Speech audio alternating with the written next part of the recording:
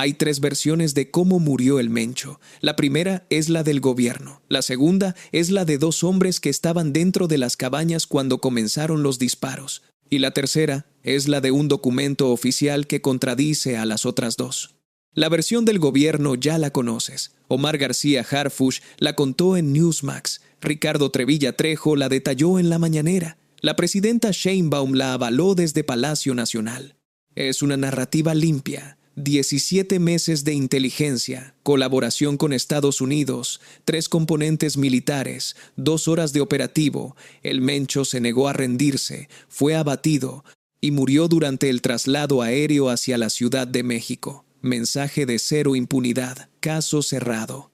Pero hay otra versión, una que no salió en ninguna conferencia de prensa ni en ninguna entrevista televisiva. Una versión que proviene de adentro del cártel Jalisco Nueva Generación.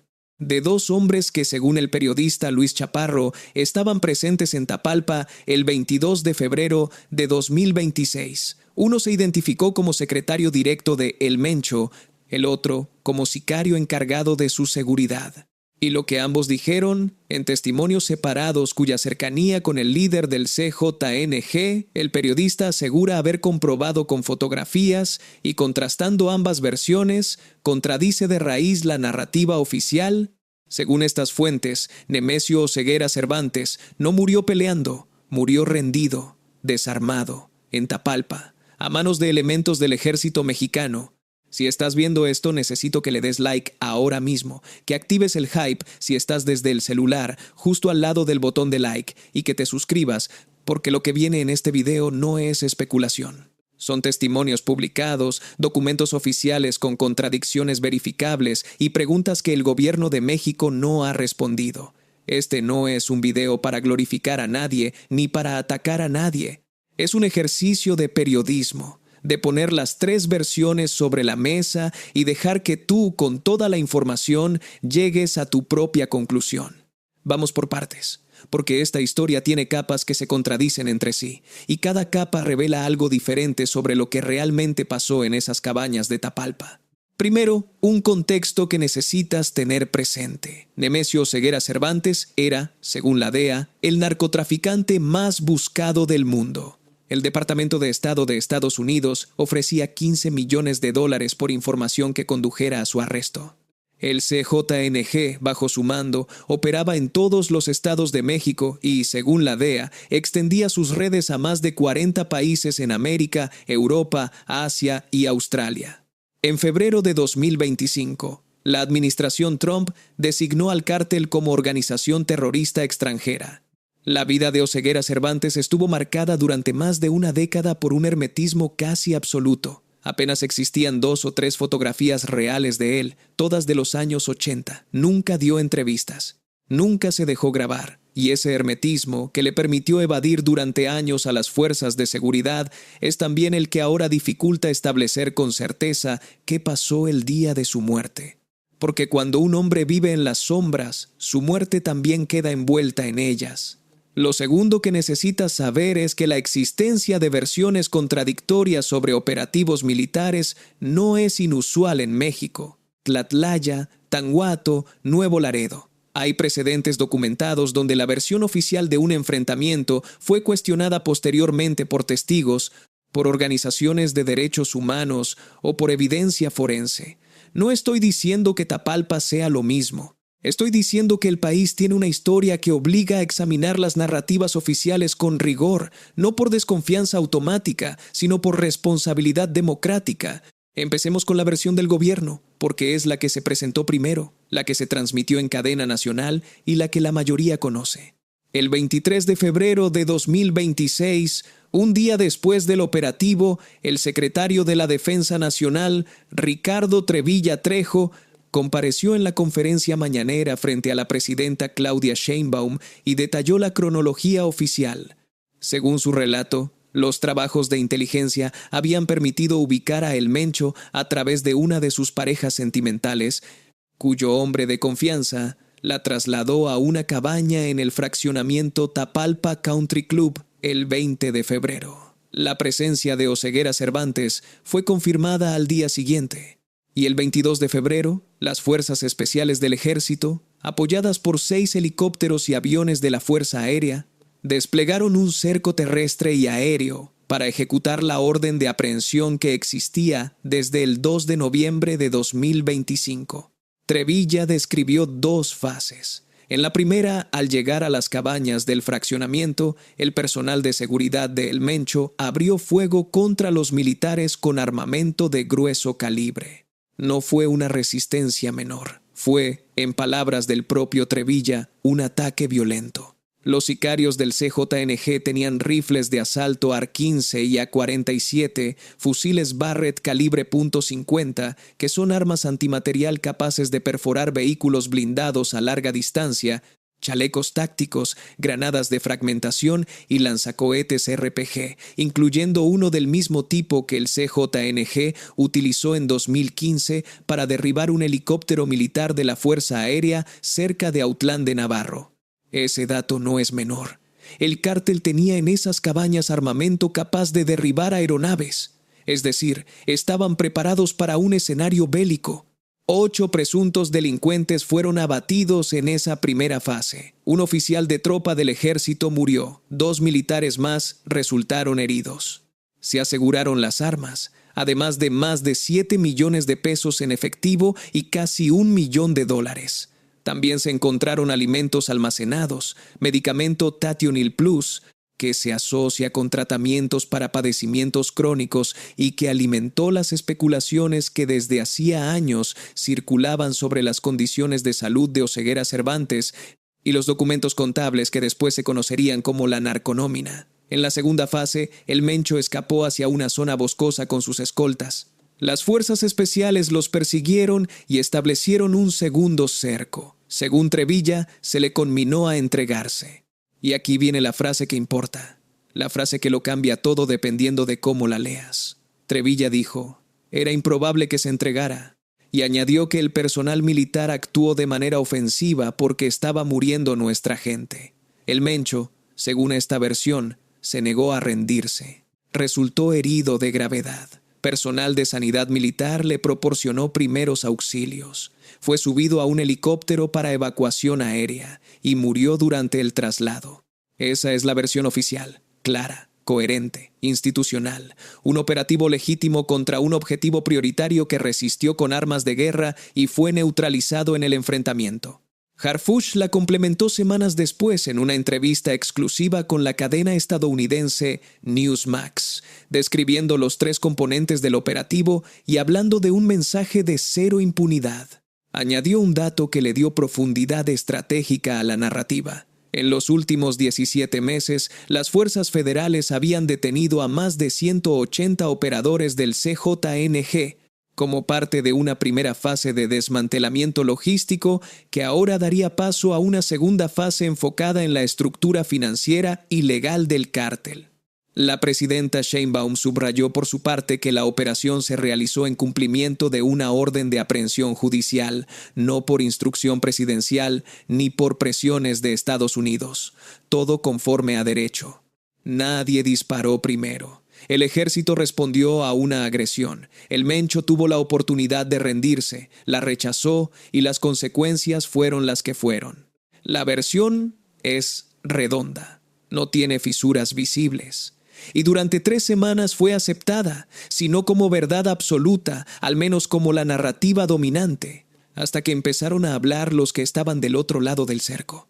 Ahora apaga esa versión por un momento, guárdala en un cajón, porque lo que viene la pone completamente de cabeza. El periodista Luis Chaparro, especializado en temas de narcotráfico y seguridad y conductor del programa Pie de Nota, publicó a inicios de marzo una investigación basada en testimonios de 2 fuentes vinculadas al CJNG. No son fuentes anónimas sin contexto. Chaparro explicó que verificó la identidad y la cercanía de ambos con el Mencho a través de fotografías y que contrastó ambas versiones entre sí para corroborar consistencia. El primero se identificó como secretario directo de El Mencho en Tapalpa, es decir, alguien de su círculo inmediato, alguien que, según el testimonio, estaba presente cuando ocurrieron los hechos. El segundo se identificó como sicario, encargado de la seguridad de Oseguera Cervantes en distintas regiones de Jalisco, y afirmó que también se encontraba en las cabañas durante el operativo. Y lo que ambos dijeron, por separado, en testimonios independientes que el periodista cruzó para verificar consistencia, coincide en un punto central que destruye la narrativa oficial. El Mencho se rindió, se entregó, aventó su arma, y aún así fue abatido. Necesito que entiendas algo antes de darte los detalles. Este tipo de testimonios, provenientes de integrantes de una organización criminal, son inherentemente problemáticos. Estas personas tienen motivos para mentir. Tienen interés en construir una narrativa que victimice a su líder caído y que deslegitime al Estado. Tienen incentivos para fabricar versiones que generen indignación y que justifiquen la violencia posterior. Todo eso es cierto, y todo eso debe estar presente en tu cabeza mientras escuchas lo que sigue. Pero también es cierto que los periodistas que cubren narcotráfico en México trabajan constantemente con este tipo de fuentes. Que la verificación se hace cruzando testimonios, comprobando identidades, buscando consistencias y contrastando con evidencia documental. Y que Luis Chaparro, quien lleva años cubriendo estos temas y ha publicado investigaciones reconocidas internacionalmente, explicó su metodología. Comprobó la cercanía de ambas fuentes con el Mencho a través de fotografías, verificó sus roles dentro de la organización y contrastó las dos versiones para identificar coincidencias y discrepancias. Dicho esto, vamos con lo que dijeron.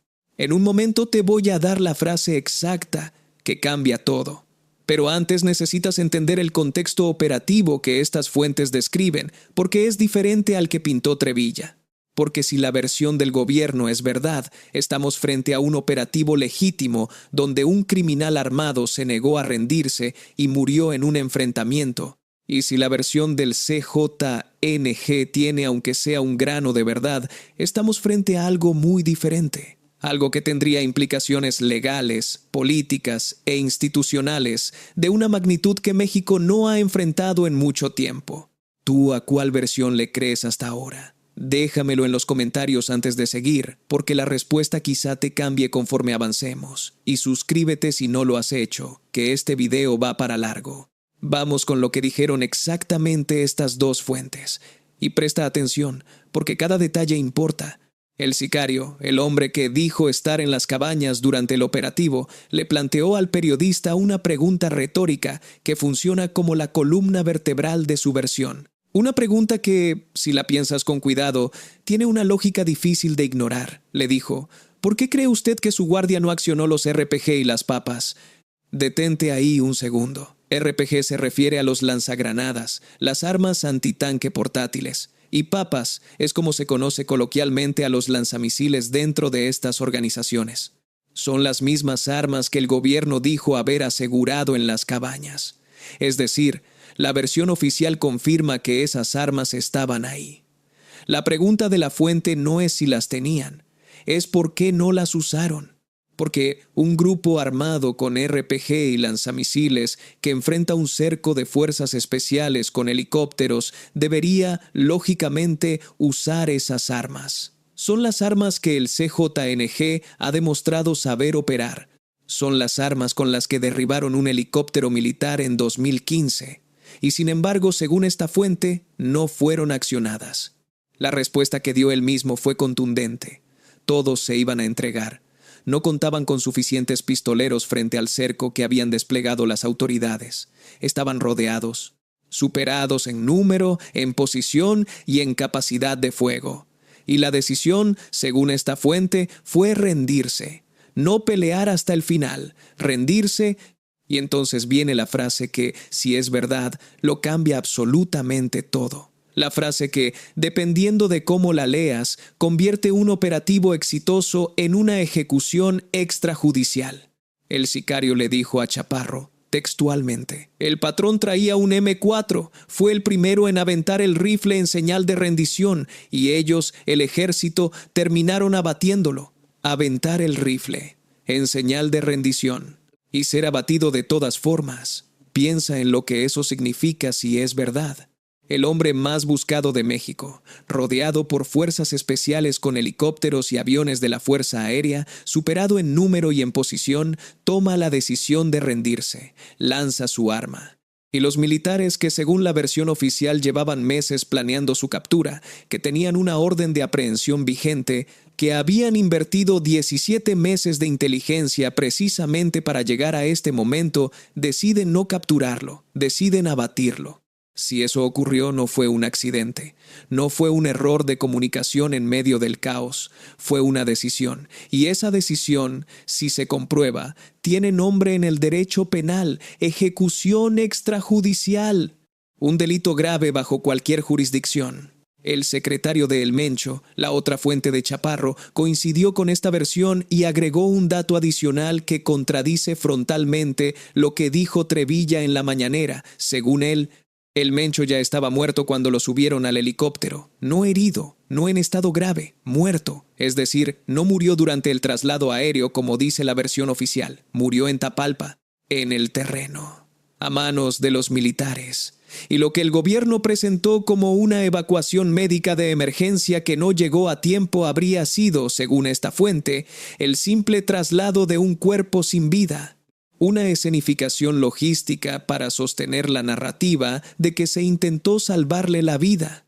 También hay un dato adicional que refuerza la versión de las fuentes del CJNG de forma indirecta. Según la información que proporcionó el propio secretario de Defensa, en el sitio se aseguraron los RPG y los lanzamisiles. Es decir, esas armas fueron recuperadas intactas, no fueron disparadas. Un grupo armado que decide pelear hasta el final contra fuerzas especiales del ejército usa todo lo que tiene. El hecho de que las armas más poderosas de su arsenal hayan sido entregadas sin disparar es, cuando menos, consistente con la versión de que optaron por rendirse. Ahora bien, y esto es fundamental, estas son declaraciones de integrantes del crimen organizado, de personas que tienen motivos para mentir, para distorsionar, para construir su propia narrativa. No son testigos imparciales, son parte interesada, y cualquier ejercicio periodístico serio tiene la obligación de señalar eso. No se puede tomar la versión del CJNG como verdad absoluta, de la misma forma que no se puede tomar la versión del gobierno como verdad absoluta. Pero hay un tercer elemento que no proviene de ninguno de los dos bandos, un documento oficial. Y ese documento tiene una contradicción que nadie ha podido explicar satisfactoriamente. Suscríbete y activa la campana si no lo has hecho, porque lo que viene es el dato más duro de todo este video. El que no depende de testimonios de criminales ni de declaraciones de funcionarios, el que está escrito en un documento oficial del Estado mexicano. Dale al hype en el celular. El acta de defunción de Nemesio Rubén Ceguera Cervantes fue emitida por el Registro Civil de la Ciudad de México. Es un documento público que trascendió a través de medios de comunicación tras el sepelio del líder criminal. Y lo que dice ese documento plantea una contradicción que hasta el día de hoy nadie ha podido resolver. El acta establece que la muerte ocurrió a las 10:30 horas del domingo 22 de febrero de 2026 en Tapalpa, Jalisco. Causa de muerte: traumatismos torácico, abdominal y de miembros inferiores, perforantes y penetrantes, secundarios a heridas producidas por proyectil disparado con arma de fuego. 10:30 de la mañana, en Tapalpa. Eso dice el papel, firmado, sellado, oficial. Pero la versión de Trevilla Trejo, presentada frente a la presidenta de la República en cadena nacional al día siguiente, fue diferente. Según el secretario de la Defensa, el Mencho resultó herido en el enfrentamiento, recibió primeros auxilios de personal de sanidad militar, fue subido a un helicóptero para evacuación aérea y falleció durante el trayecto. El helicóptero, dijo Trevilla, se desvió a Morelia, Michoacán, porque no era conveniente llevarlo a Guadalajara dado el ambiente de violencia en Jalisco. Y de Morelia, un avión caza de la Fuerza Aérea trasladó el cuerpo a la Ciudad de México. Ahora, piensa en la geografía. Tapalpa está en las montañas de Jalisco. Morelia está en Michoacán, a más de 1 hora de vuelo en helicóptero. Si el Mencho fue subido vivo a un helicóptero en Tapalpa y murió en el aire rumbo a Morelia, entonces no murió en Tapalpa, murió en el espacio aéreo entre Jalisco y Michoacán, pero el acta de defunción dice Tapalpa. Y las fuentes del CJNG también dicen Tapalpa. Y dicen que ya estaba muerto cuando lo subieron.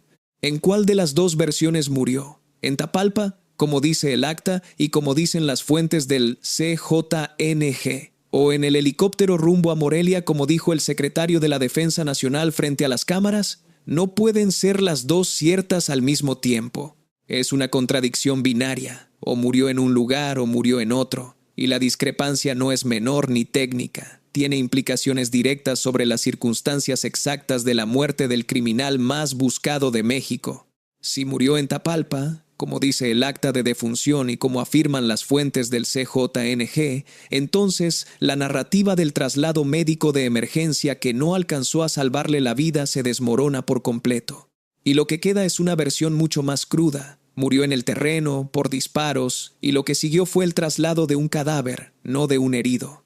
Si murió en el helicóptero, como dice Trevilla, entonces el acta de defunción contiene un error en un documento oficial sobre la muerte de una de las personas más buscadas del mundo.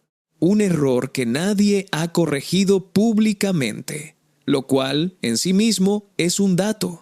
El gobierno no ha aclarado esta contradicción. No se ha emitido un comunicado conciliando ambas versiones. Harfuch no lo mencionó en Newsmax. Sheinbaum no lo abordó en la mañanera.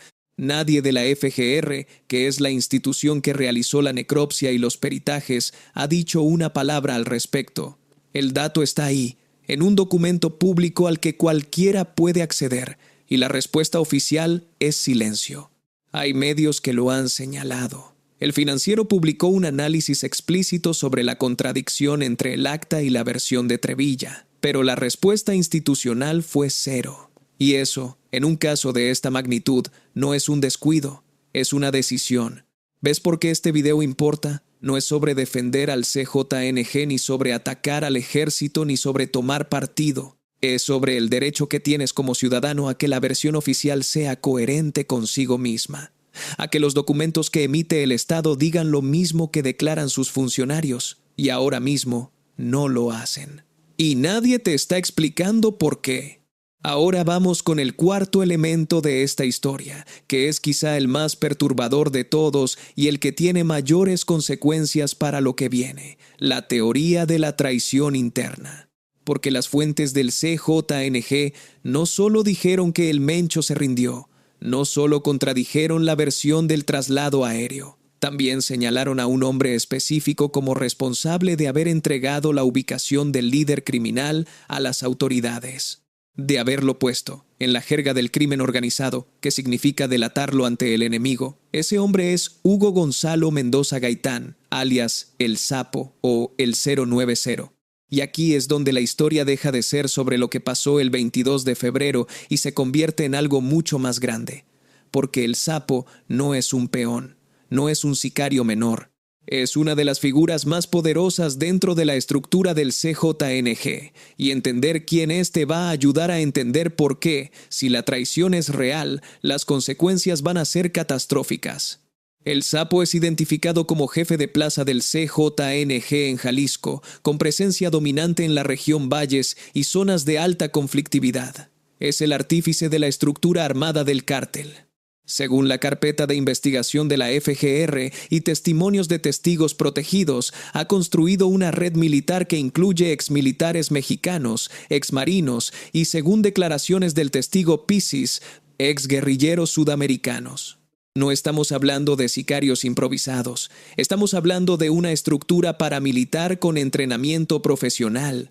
Controla las llamadas escuelas de reclutamiento del CJNG, que son campamentos de entrenamiento para sicarios en varios municipios de Jalisco. Es el hombre que, según las fuentes consultadas por Chaparro, se hizo muy fuerte con las escuelas de reclutamiento y que hoy controla más gente armada que cualquier otro mando dentro de la organización.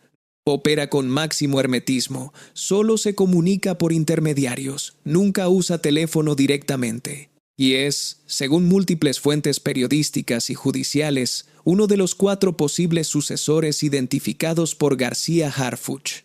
Pero hay una paradoja en todo esto.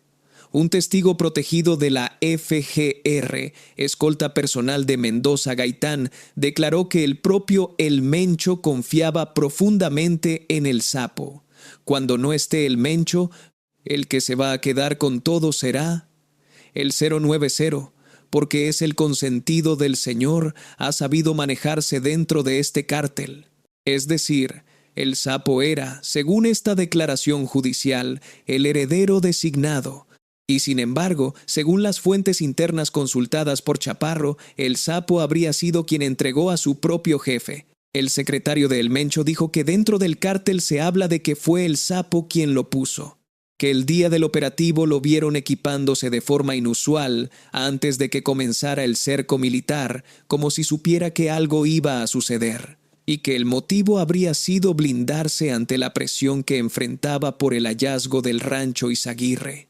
El rancho Izaguirre, ubicado en Teuchitlán, Jalisco, fue señalado por colectivos de buscadores de personas desaparecidas y por las autoridades como un centro de reclutamiento forzado del CJNG, un lugar donde, según se reporta, se cometieron desapariciones y donde se entrenaba a nuevos reclutas bajo la supervisión directa de la estructura de El Sapo. El hallazgo del rancho puso a Mendoza Gaitán bajo una presión que, según las fuentes internas, él habría intentado resolver de la forma más brutal posible, entregando a El Mencho a cambio de que las autoridades dejaran de investigarlo por lo de Izaguirre. Lo hizo para que lo dejaran en paz por lo de Izaguirre, dijeron las fuentes a Chaparro. Si esto es cierto, y subrayo una vez más que se trata de versiones no confirmadas oficialmente que provienen de fuentes con intereses propios, entonces la caída de El Mencho no fue solo producto de inteligencia militar y cooperación bilateral. Fue, al menos en parte, resultado de una traición interna, de un hombre que decidió vender a su jefe para salvarse a sí mismo. Y ese hombre es ahora uno de los candidatos más fuertes para heredar el cártel que él mismo ayudó a descabezar. Piénsalo un momento. El hombre que, según fuentes internas del CJNG, entregó a El Mencho es el mismo hombre que tiene más gente armada, más escuelas de reclutamiento y más estructura militar que cualquier otro mando dentro de la organización. Y el gobierno, que según estas mismas fuentes habría sido el receptor de esa información, ahora lo tiene identificado como uno de los posibles sucesores, pero no ha anunciado ninguna acción pública en su contra. La orden de aprehensión que existía contra El Mencho también incluía a Mendoza Gaitán, pero mientras El Mencho está muerto, el sapo sigue libre. ¿Es esto una estrategia deliberada del gobierno? ¿Un pacto implícito? ¿O simplemente la forma en que funciona la dinámica del crimen organizado, donde la traición es la moneda de cambio más común? No tengo la respuesta, pero la pregunta merece estar sobre la mesa. Y el hecho de que ningún medio le haya preguntado esto directamente a Harfuch o a Trevilla es, en sí mismo, un dato sobre el estado del periodismo de seguridad en México. Necesito que hagas una pausa aquí y entiendas algo importante, porque en este punto del video ya tienes dos versiones completamente opuestas de un mismo evento, y tu cerebro naturalmente quiere elegir una. Quiere decidir quién dice la verdad, pero la realidad es más complicada que eso. Ambas versiones tienen elementos que las sostienen y elementos que las debilitan. La versión del gobierno se sostiene en la institucionalidad del ejército, en la existencia de una orden de aprehensión legítima, en la confirmación de que había armamento de guerra en las cabañas y en la evaluación de Trevilla de que era improbable que El Mencho se entregara. Pero se debilita por la contradicción del acta de defunción, por la ausencia de peritajes públicos, por la falta de detenidos del círculo inmediato y por el hermetismo absoluto alrededor de los últimos minutos del operativo.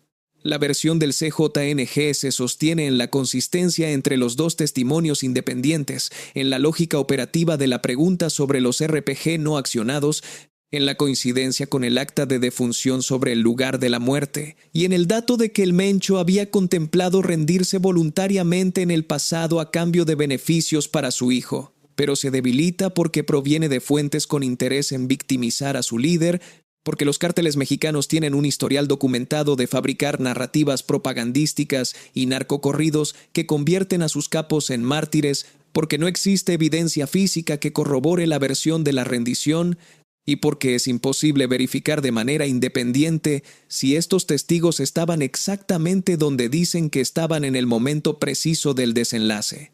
Hay un principio básico que aplica en cualquier democracia funcional. Cuando existen versiones contradictorias sobre la muerte de una persona a manos de fuerzas del Estado, la carga de la prueba recae sobre el Estado, no sobre los testigos, no sobre los periodistas, no sobre la opinión pública, sobre el Estado. Y el Estado mexicano tiene esa prueba. La tiene en los peritajes de la FGR. La tiene en la necropsia completa. La tiene en los dictámenes balísticos. La tiene en las bitácoras militares y de vuelo. Y ha decidido no mostrarla. Y esa decisión de no mostrar la evidencia, más que cualquier testimonio del CJNG, es lo que alimenta la duda. Porque un gobierno que tiene pruebas de que actuó conforme a derecho no necesita esconderlas. Las muestra, las publica, las defiende con datos ante cualquier cuestionamiento. Y cuando no lo hace, la pregunta inevitable es, ¿qué hay en esa evidencia que no quieren que veamos? No estoy respondiendo esa pregunta, la estoy planteando. Y tú tienes todo el derecho del mundo a exigir que sea respondida. Dale like y hype si todavía no lo has hecho, porque lo que sigue son las consecuencias de todo esto en el terreno. Hay un dato más que las fuentes del CJNG revelaron a Chaparro y que añade otra dimensión completamente inesperada a toda esta historia. Una dimensión que introduce un elemento humano en una narrativa que hasta ahora ha sido pura estrategia militar, cálculo político y brutalidad criminal. Y que, independientemente de lo que pienses sobre el narcotráfico, no puedes ignorar. Según el secretario de El Mencho, Oseguera Cervantes habría hablado en múltiples ocasiones con personas de su círculo más cercano sobre la posibilidad de entregarse a las autoridades de forma voluntaria, no como un acto de desesperación, no porque se sintiera acorralado ni debilitado, sino como una transacción calculada, fría, a cambio de algo muy específico, una reducción de sentencia para su hijo, Rubén Oseguera González, el Menchito, que fue extraditado a Estados Unidos y condenado a cadena perpetua en una corte federal. El Menchito lleva años preso, y esa condena, según esta fuente interna, fue un golpe devastador para Oseguera Cervantes, el líder del CJNG. El hombre que controlaba un imperio valorado en miles de millones, que pagaba nóminas a policías de todos los niveles, que financiaba posadas navideñas y flores para San Judas como inversión en control territorial, contemplaba sacrificar todo eso, su libertad, su poder, su organización, por la vida de su hijo. Si esto es verdad, y nuevamente hay que ser claros en que se trata de una versión no confirmada de una fuente con intereses propios, significa varias cosas. Primero, que la opción de la entrega no le era ajena a El Mencho, que la había contemplado, evaluado, posiblemente discutido con personas de su confianza, que rendirse no era, en su mente, un acto impensable sino una opción con condiciones. Y si estaba dispuesto a negociar su rendición a cambio de un beneficio para el Menchito, la idea de que aventó su rifle M4 en señal de rendición durante el operativo no es tan descabellada como podría parecer a primera vista. De hecho, encaja con un patrón de pensamiento que, según esta fuente, ya existía. Segundo, añade una capa de tragedia a la historia que, independientemente de quién seas o qué pienses del narcotráfico, no puedes ignorar. Un padre que consideraba sacrificar su libertad por su hijo. Un padre que, si la versión del CJNG tiene algo de verdad, intentó rendirse y fue abatido de todas formas. No estoy pidiendo compasión por un criminal que sembró terror durante más de una década. Estoy señalando que incluso en las historias más oscuras hay dimensiones humanas que la narrativa oficial prefiere borrar. Pero también encaja con otra lectura completamente diferente. Una lectura en la que las fuentes del CJNG están mintiendo deliberadamente para construir una narrativa de victimización, para presentar a El Mencho como un padre sacrificado que intentó rendirse para salvar a su hijo y fue ejecutado a sangre fría por un estado vengativo, Una narrativa diseñada para alimentar la lealtad interna, para justificar la violencia que vino después y para reclutar a nuevos integrantes apelando a la indignación emocional. Los cárteles mexicanos llevan años utilizando narrativas de victimización como herramienta de propaganda. Los narcocorridos están llenos de historias de hombres traicionados, de héroes populares caídos, de mártires del pueblo. Y el Mencho, convertido en mártir, vale más para la organización que el Mencho vivo y preso. Esa lectura también es posible, y es responsabilidad de cada persona evaluarla con la frialdad que merece. Lo que no es posible es ignorar la contradicción del acta de defunción, porque ese no es un testimonio de un criminal con agenda. Es un documento oficial del Estado mexicano, emitido por el Registro Civil. Y dice que el Mencho murió en Tapalpa, no en un helicóptero rumbo a Morelia. Y hasta que alguien explique esa discrepancia de forma satisfactoria, transparente y pública, la versión oficial del gobierno tiene una grieta que no se puede tapar ni con entrevistas en Newsmax ni con reuniones con la DEA en Washington. Ahora bien, ¿qué significa todo esto en términos prácticos? ¿Qué consecuencias tiene para México, para la estrategia de seguridad, para el Estado de Derecho?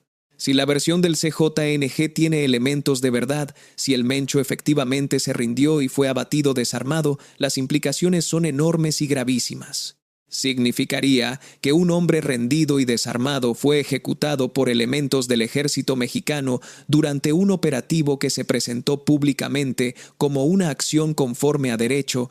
Eso constituiría, bajo cualquier definición legal, una ejecución extrajudicial. Un delito grave bajo el derecho mexicano, bajo la Constitución, bajo los tratados internacionales que México ha firmado y bajo el derecho internacional humanitario.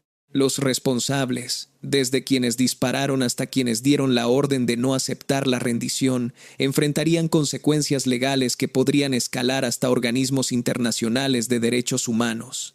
No estoy afirmando que esto haya ocurrido, estoy señalando qué significaría si la versión del CJNG resultara ser cierta, y estoy señalando que la única forma de descartar esa posibilidad es con evidencia, con los peritajes de la FGR hechos públicos, con la necropsia completa accesible, con los dictámenes balísticos que muestren la trayectoria de los disparos, la distancia desde la que fueron efectuados y la posición del cuerpo al momento del impacto.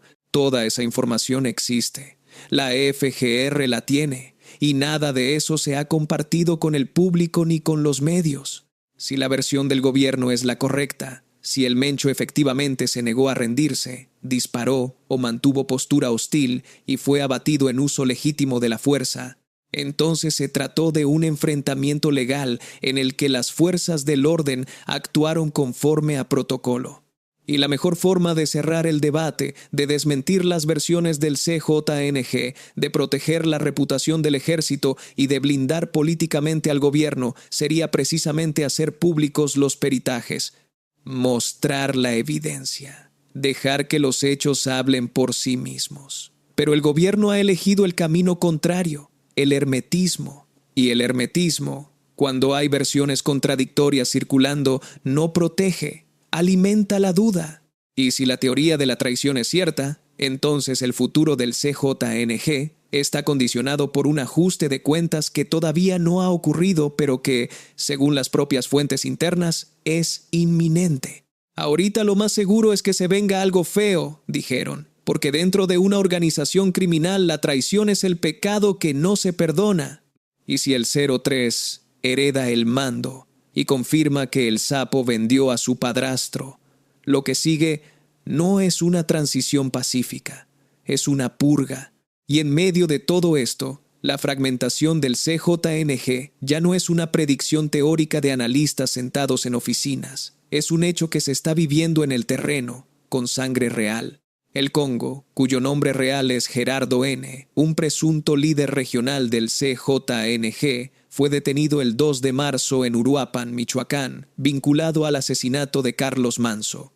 Y lo que declaró ante las autoridades confirma lo que los expertos temían desde el momento en que se confirmó la muerte del Mencho.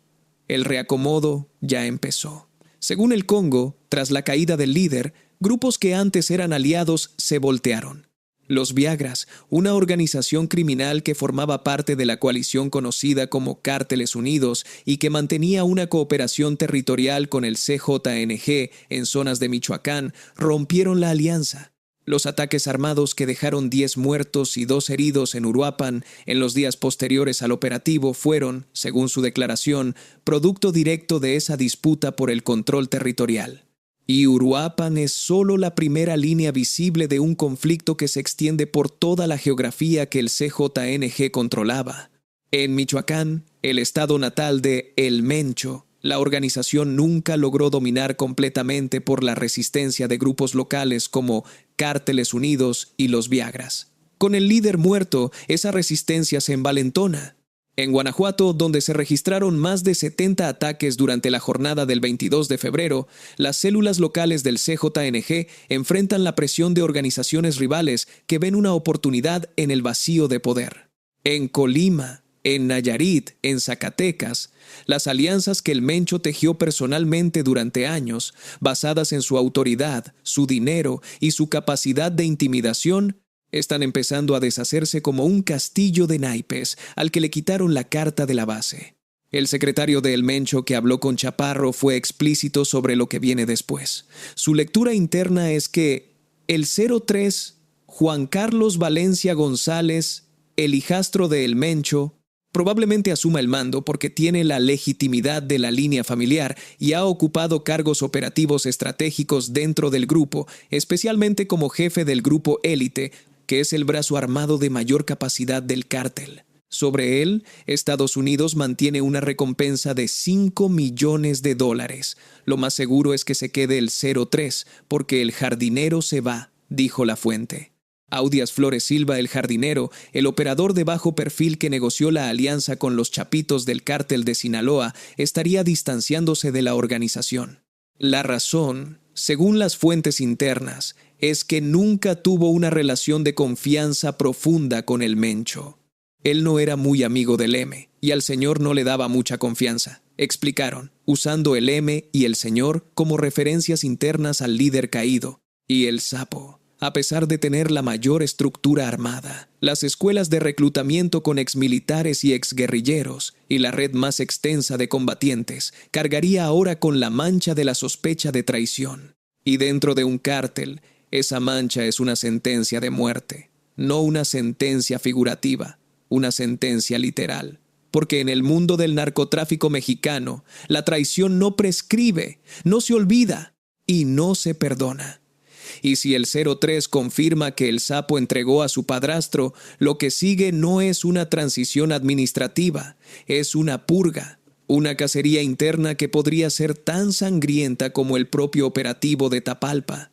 El ambiente dentro del CJNG, según estas fuentes, es de paranoia generalizada. Ahorita lo más seguro es que se venga algo feo, advirtieron. Y ese algo feo no es una metáfora. Es la promesa de una guerra interna entre facciones que tienen armamento de guerra, escuelas de entrenamiento y la infraestructura financiera que documentó la narconómina. Una guerra que se libraría en los mismos estados donde el CJNG tiene presencia: Jalisco, Michoacán, Guanajuato, Colima, Nayarit.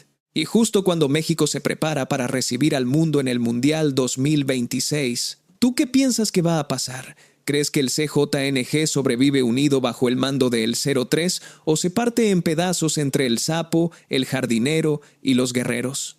Déjame tu lectura en los comentarios, porque este debate no es académico. Lo que pase dentro del CJNG en las próximas semanas va a afectar directamente la seguridad de millones de personas. Entonces, hagamos el recuento completo de lo que tenemos sobre la mesa. 3 versiones de la muerte de El Mencho que no coinciden entre sí, y cada una tiene implicaciones radicalmente diferentes.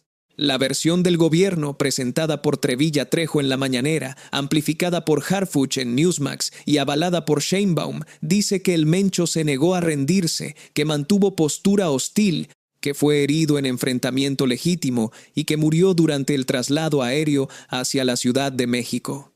Esta versión presenta un operativo exitoso, legal, producto de 17 meses de inteligencia, con 3 componentes militares coordinados y que envía un mensaje de cero impunidad al crimen organizado. Es la versión que apareció en las portadas, la que se transmitió en cadena nacional, la que el gobierno quiere que sea la definitiva. La versión de dos fuentes internas del CJNG, publicada por el periodista Luis Chaparro en Pay de Nota tras verificar la identidad y cercanía de ambos testimonios con el Mencho, dice exactamente lo contrario. Dice que Oseguera Cervantes aventó su rifle M4 en señal de rendición, que su guardia no accionó los RPG ni los lanzamisiles porque todos habían decidido entregarse al verse superados, que el Mencho murió en Tapalpa, rendido y desarmado a manos de elementos del ejército mexicano, y que ya estaba muerto cuando lo subieron al helicóptero. Además, estas fuentes señalan a Hugo Gonzalo Mendoza Gaitán, el Sapo, como el hombre que entregó la ubicación de su propio jefe a las autoridades, motivado por la necesidad de protegerse de la investigación sobre el rancho Izaguirre. Y el acta de defunción, un documento oficial emitido por el Registro Civil de la Ciudad de México, dice que Nemesio Rubén Oseguera Cervantes falleció a las 10:30 de la mañana en Tapalpa, Jalisco, no en el aire. No en Morelia, no durante un traslado, en Tapalpa. Dos de las tres versiones, la del CJNG y la del acta de defunción, coinciden en un punto crucial. El Mencho murió en Tapalpa. La del gobierno es la única que sitúa la muerte en el traslado aéreo. Y esa discrepancia, que puede parecer un detalle geográfico menor, es en realidad la grieta central por donde se filtra la pregunta más incómoda, más necesaria y más peligrosa de toda esta historia. ¿Qué pasó exactamente en los últimos minutos de vida de Nemesio Oseguera Cervantes? La respuesta está en los peritajes de la FGR. Está en la necropsia completa que se realizó al cuerpo. Está en los dictámenes balísticos que determinan la distancia de disparo, el ángulo de entrada de los proyectiles, la posición del cuerpo al momento de recibir los impactos. Está en las declaraciones que los militares que participaron en el operativo rindieron ante la fiscalía. Está en las bitácoras de vuelo del helicóptero que lo trasladó. Está en los registros médicos de los primeros auxilios que, según Trevilla, le proporcionó personal de sanidad. Toda esa información existe. Toda esa información está en algún expediente dentro de la FGR, y absolutamente nada de eso se ha hecho público. Mientras tanto, lo que sí es público, lo que cualquier persona puede verificar, es una entrevista en Newsmax donde Harfuch habló de cero impunidad sin mencionar una sola vez las circunstancias específicas de la muerte. Una mañanera donde Trevilla dijo que era improbable que se entregara y que actuaron de manera ofensiva porque estaba muriendo su gente. Un acta de defunción que ubica la muerte en Tapalpa a las 10:30 de la mañana. Dos testimonios de integrantes del CJNG que dicen que murió rendido y desarmado, y una sospecha de traición interna que apunta al hombre que ahora controla la mayor estructura armada dentro del cártel. 5 piezas de un rompecabezas que no encaja. Y un gobierno que, hasta hoy, a casi un mes del operativo más importante contra el narcotráfico en la historia reciente de México, no ha ofrecido una explicación que las reconcilie, no ha publicado los peritajes, no ha hecho pública la necropsia, no ha aclarado la contradicción del acta y no ha respondido a las versiones del CJNG con evidencia, sino con silencio. Este video no pretende tener conclusiones cerradas, no las puede tener. No sería honesto de mi parte decirte que sé exactamente qué pasó en ese bosque de Tapalpa, porque la información disponible es contradictoria. Las fuentes tienen intereses en todas las direcciones, y la evidencia forense que podría resolver el debate de una vez por todas permanece bajo reserva gubernamental. Lo que sí tiene son preguntas que merecen respuesta. Preguntas que cualquier periodista en cualquier país del mundo debería estar formulando. Preguntas que cualquier ciudadano tiene no solo el derecho, sino la obligación democrática de hacer. ¿Por qué el acta de defunción dice Tapalpa y Trevilla dijo que murió en el helicóptero? ¿Por qué no se han publicado los peritajes de la necropsia? ¿Por qué no hay un solo detenido del círculo inmediato de El Mencho si la guardia, según la versión del CJNG, se iba a entregar? ¿Qué papel jugó el Sapo en la localización del líder criminal? La versión de la pareja sentimental es la historia completa, o hubo un informante desde dentro. El Mencho habló alguna vez con autoridades sobre la posibilidad de entregarse a cambio de un beneficio para su hijo preso en Estados Unidos. Ninguna de estas preguntas ha sido respondida oficialmente. Y cada día que pasa sin respuesta, la versión del CJNG gana terreno. No porque sea necesariamente verdadera, sino porque el vacío que deja el gobierno es llenado automáticamente por quien quiera llenarlo. Y en esta historia, el que llena los vacíos no es necesariamente el que dice la verdad, es el que habla primero. ¿Se rindió o disparó? Esa es la pregunta que define todo. Y la verdad probablemente está en algún lugar entre las tres versiones, en un punto gris que nadie quiere habitar porque es incómodo para todos.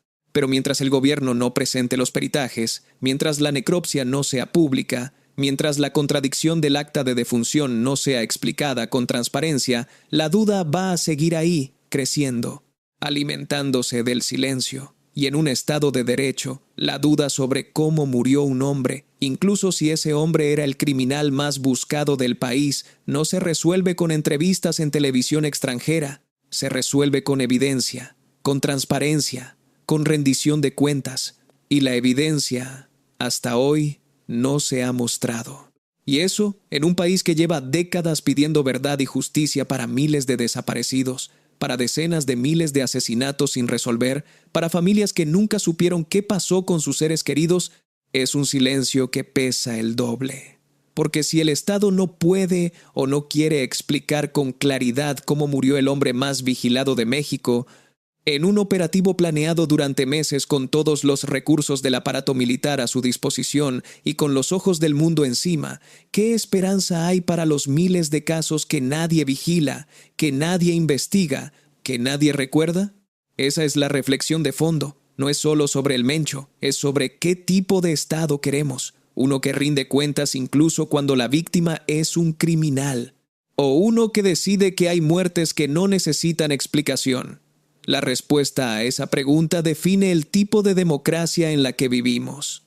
Si este video te hizo pensar, si te dio información que no habías visto junta en ningún otro lugar, si te ayudó a formarte una opinión informada con datos, fuentes y todas las versiones disponibles, dale like, suscríbete, activa la campana de notificaciones y compártelo con alguien que necesite tener la historia completa. No la versión de un bando, no la versión del otro. Todas las versiones, juntas, para que cada quien saque sus propias conclusiones. Y si estás en el celular, dale al hype que está justo al lado del like. Cada interacción empuja este contenido hacia más personas que merecen estar informadas. Te dejo con la pregunta más difícil de todas. ¿Se rindió o disparó? Y si se rindió, ¿quién va a responder por eso? Dímelo en los comentarios. Nos vemos en el siguiente video.